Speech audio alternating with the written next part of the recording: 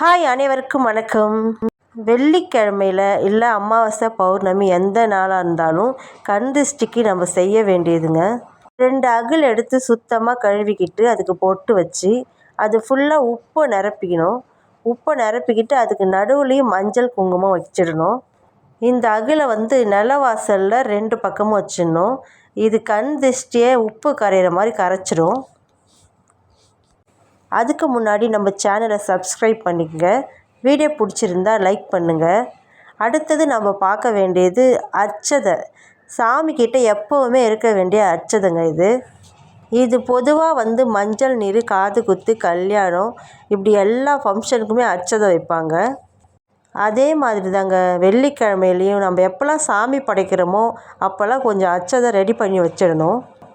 பூஜை அறையில் எப்போவுமே அர்ச்சதை இருக்கணும். ஏன்னா நம்ம படைச்சி முடித்ததும் கீழே விழுந்து கும்பிடுவோம் இல்லையா சாமிக்கிட்ட. அப்போ அவங்க சும்மா ஆசீர்வாதம் பண்ணுவாங்க. இந்த அர்ச்சதை இருந்ததுன்னா நம்மளுக்கு மேலே போட்டு ஆசீர்வாதம் பண்ணுவாங்க. அதுதான் ஐதீகம்.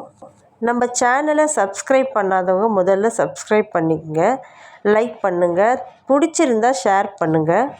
இப்போ நம்ம கொஞ்சமாக பச்சை அரிசி, ஒரு 50 கிராம் அரிசி அளவுக்கு போட்டுக்கலாம். அது கூட கொஞ்சம் மஞ்சள் கரைச்சி நல்லா பிசைஞ்சு விட்டுக்குவோம். அப்போ தான் நல்லா மஞ்சள் எங்கே பார்த்தாலும் கரையிற மாதிரி.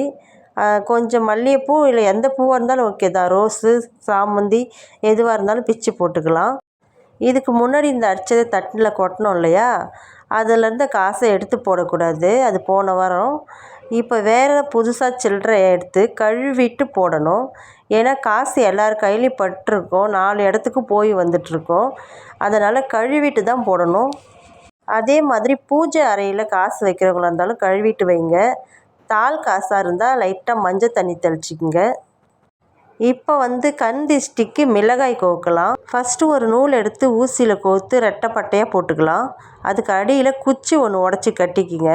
அப்போ தான் எலுமிச்சம்பழம் அடியிலேருந்து அப்படியே உருவிக்கிட்டு விழாமல் இருக்கும். நான் பட்ஸு உடச்சி கட்டியிருக்கேன்.